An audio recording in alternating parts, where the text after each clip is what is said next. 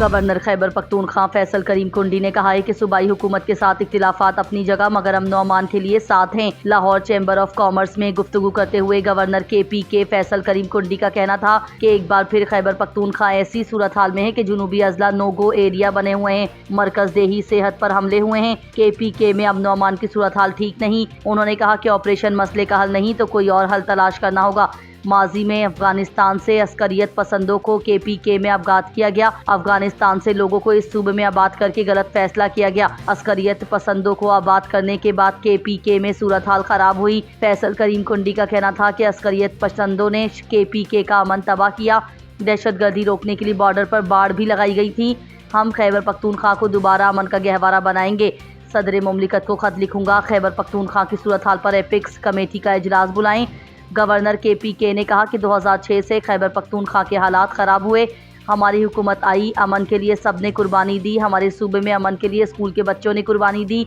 APS के बच्चों की कुर्बानी हमारे सामने है। सूबाई हुकूमत के साथ इख्तिलाफ अपनी जगह मगर अमन व अमान के लिए साथ हैं। हम सब अमन की तलाश में हैं। हमारी कोशिश रही हुकूमत अमन व अमान के लिए काम करे। उन्होंने मज़ीद कहा कि हमने सियासत में हमेशा रवादारी को फ़रोग दिया। मौलाना फजलुर रहमान और KPK की दूसरी सियासी जमातों की क़यादत ने जमहूरियत के लिए कुर्बानियाँ दी हैं। PTI वालों को कहता हूँ, तहजीब का दामन ना छोड़ें। ऐसा ना हो कि आप सियासी मुखालिफ से आंख ना मिला सकें। PTI वाले चमक या फ़ोन कॉल के ज़रिए मुफादात हासिल करते हैं।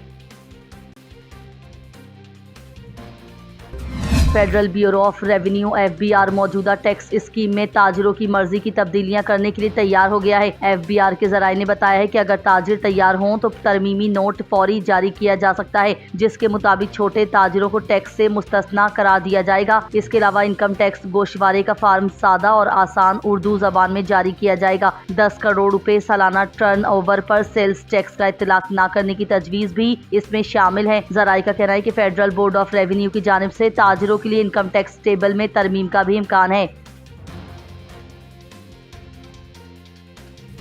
इलेक्शन कमीशन ने इंतखाबात में खवातीन को 5% टिकट्स न देने के केस में मुख्तलिफ सियासी जमातों के सरबराहान को नोटिस जारी करते हुए 4 सितंबर को तलब कर लिया। इलेक्शन कमीशन ने जमात इस्लामी और अवामी नेशनल पार्टी समेत 12 सियासी जमातों को नोटिस जारी किए हैं। TLP के साद रिजवी और खुर्रम नवाज गंडापुर को भी नोटिस जारी कर दिए गए हैं। नोटिस इलेक्शन एक्ट के सेक्शन 206 पर अमल दरामद केस के हवाले से जारी किए गए हैं। इलेक्शन कमीशन केस की समाअत 4 सितंबर को करेगा।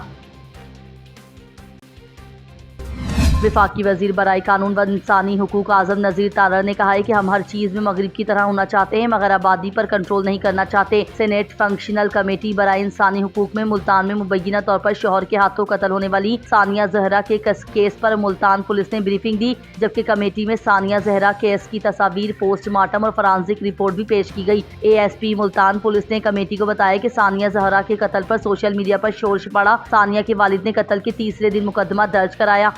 वालिद का इल्जाम था उनकी बेटी हामला थी और शौहर ने कत्ल किया। ASP के मुताबिक मकतूला सानिया जहरा के वालिद असर व रसूख रखते हैं और पोस्टमार्टम कराने नहीं दे रहे थे। तमाम शवाहिद, पोस्टमार्टम रिपोर्ट और फॉरेंसिक के मुताबिक शक कत्ल के बजाय खुदकुशी की तरफ जा रहा है। इस मौके पर वफाकी वजीर कानून व इंसानी हुकूक आज़म नज़ीर तारड़ ने कहा कि मौजूदा केस अभी ज़ेरे इल्तिवा है और शवाहिद का अमल मुकम्मल हो चुका। हमारे मुल्क में पोस्टमार्टम कराने नहीं दिया जाता। मोहतरमा बेनज़ीर भुट्टो शहीद का पोस्टमार्टम कराने नहीं दिया गया था। उन्होंने कहा कि शुक्र है इस केस में शवाहिद इकट्ठे हुए हैं। केस पर मजीद बात करना इस पर असरअंदाज होने के मुतरादिफ होगा। आज़म नज़ीर तारड़ का कहना था कि हमें अंदाजा है हमारे समाजी और मुआशरती हालात क्या हैं। हम पाकिस्तान में रहते हैं, नॉर्वे में नहीं। हम बाकी हर चीज़ में मगरिब की तरह होना चाहते हैं मगर आबादी पर कंट्रोल नहीं करना चाहते।